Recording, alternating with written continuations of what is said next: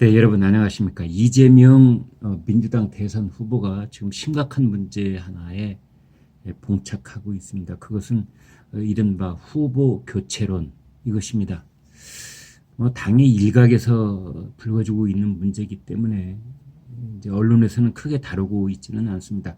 그렇게 심각하게 보고 있지는 않다는 뜻이지요. 설마 이 국면에서 후보 교체, 그게 말이나 돼? 그건 불가능.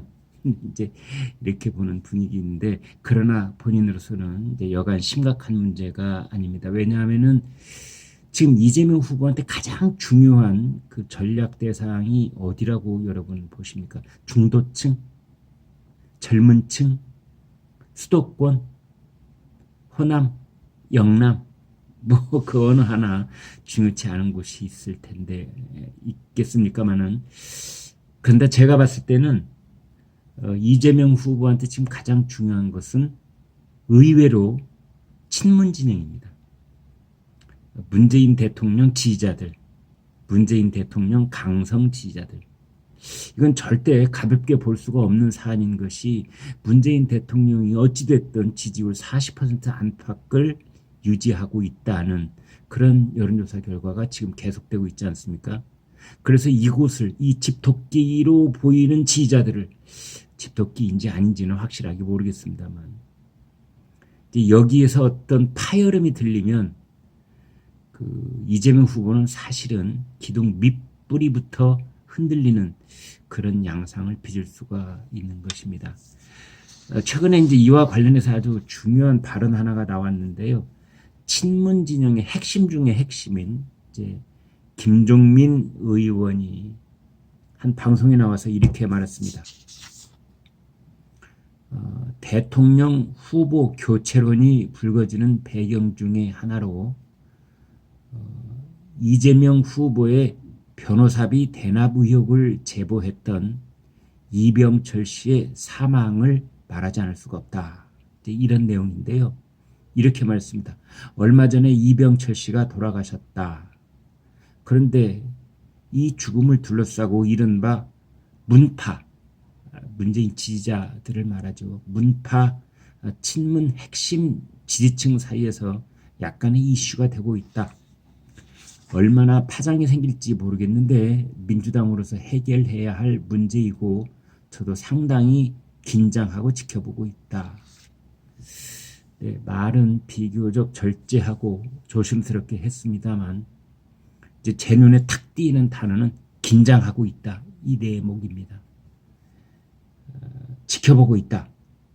그러니까 이것을 만류하거나 뭔가 화합으로 다시 재도약할 수 있는 그런 거에 앞장을 서겠다는 뜻이 아니라 그냥 지켜보고 있다. 긴장하고 있다. 이런 겁니다. 그런데 여러분 사실은 언론에서 대서특필을 하지 않아서 기억에 잘 있지는 않습니다만, 이번 주에 들어와서 그 스페이스 민주주의라고 하는 커뮤니티가 있는데요. 스페이스 민주주의. 여기 이제 친문 진영에 속하는 그 단체인데, 여기에 김연진 대표, 그리고 일반 시민이 아니라 민주당 당원 4,369명이 서울 남부지법에 이재명 후보의 대선 후보 직무집행 정지 가처분 소송을 냈습니다. 여러분, 이게 농담이 아니고요. 냈습니다. 그러니까 이재명 후보의 자격을 정지해달라라는 가처분을 일반 시민도 아니고 국민의힘도 아니고 그 당의 민주당 의원 4,400명, 여기가 서울 남부지법에 가처분 신청을 냈어요.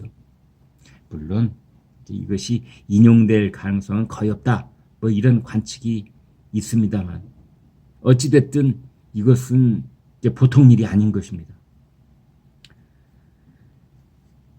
그런 상황 속에서 지금 이재명 후보 참 이 변호사비 대납 의혹이 이제 계속되고 있는 셈인데요. 민주당 내부에서도 이런 얘기가 나오고 있습니다. 우리 진영에서 먼저 불거진 이슈인데다가, 그러니까 이 변호사비 대납 의혹은 국민의힘에서 불을 떼고 있는 것이 아니라 민주당 내부에서 터져 나온 거예요. 깨어있는 시민연대당, 깨시연당. 거기에서 이 문제를 본격적으로 지금 고발도 하고 제기하고 있는 상황이지요.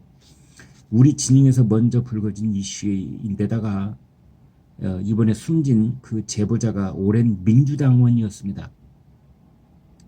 이재명 후보를 지지하지 않는 친문 지지층 상당수는 이 의혹이 사실이라고 믿고 있는 상황입니다. 그렇습니다. 변호사비 대납 의혹, 이게 사실이다. 의혹이 아니다. 그러니까 이제 이재명 후보가 뭐 2억 5천만 원인가요? 내고 나머지는 다 뭐 재능 기부를 받았다. 대학 동청, 뭐 연수원 동기 이런 이제 도움을 받았다 그랬는데 사실은 이재명 후보도 그렇고 부인 김혜경 씨도 사실은 이 대법원까지 그 재판이 계속되면서 30명 가까운 초호화 변호사들을 썼죠. 이게 만약 재벌 총수였으면 수백억 원이 나갔을 겁니다. 변호사비로. 그래서 이제 나머지는 정말 재능 기부를 받았을까? 그렇다면 김영란법 위반이 될 수도 있는 문제인데 도대체 어떻게 된 노릇인가? 그런데 그 중에 한 변호사는 모 기업에 전환사채를 20억 원을 받았다. 현금으로 3억을 받았다. 뭐 이런 얘기들이 지금 얽혀져 있어서 이것도 언젠가는 이제 정말 그 백일화의 실체적 진실이 드러나야 되겠는데 이제 그것을 두고 지금 민주당 내분이 지금 보통 복잡한 것이 아닙니다.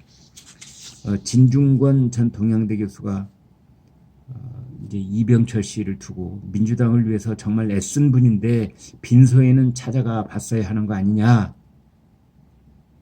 그러자 김종민 의원이 이렇게 말했습니다. 조문을 하면은 마치 이재명 후보를 디스하려고 조문을 갔다. 이렇게 왜곡을 시킬 것 같으니까 아무도 꼼짝을 못했다. 그러고는 있는데요.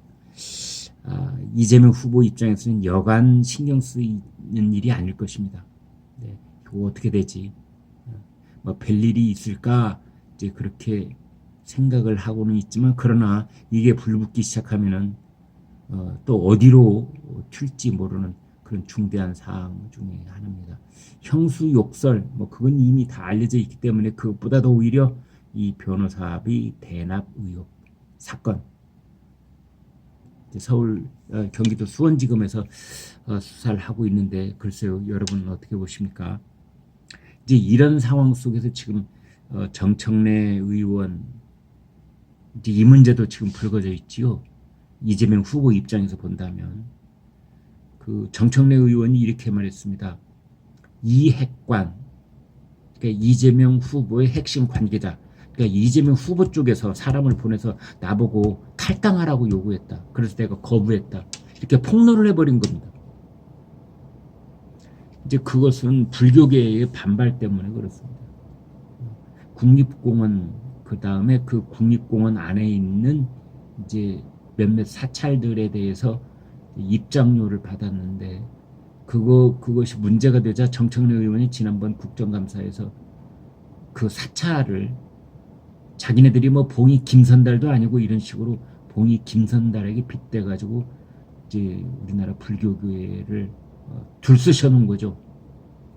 그래서 오늘인가요? 지금 서울 조계종 본사에서는 승려들이 수천 명이 모여서 스님들의 이제 승려 대회를 열고 정부를 규탄하는 이제 그런 움직임을 이어가겠다 지금 이러고 있죠. 그 행사에 정청래 의원도 가고 뭐 송영길 대표도 간다 이렇게 되어 있는데 이제 그것과는 별도로 이재명 후보와 정청래 의원 여기에 지금 엄청난 파열음이 생기고 있는 상황 이렇게 볼 수 있는 겁니다.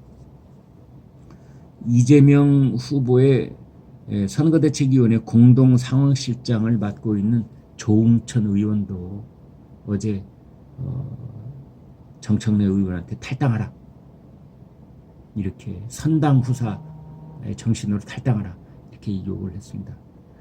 매우 심각한 상황이 벌어지고 있다. 이렇게 말씀드리지 않을 수가 없습니다. 네, 구독, 좋아요 부탁드리겠습니다. 여러분 고맙습니다.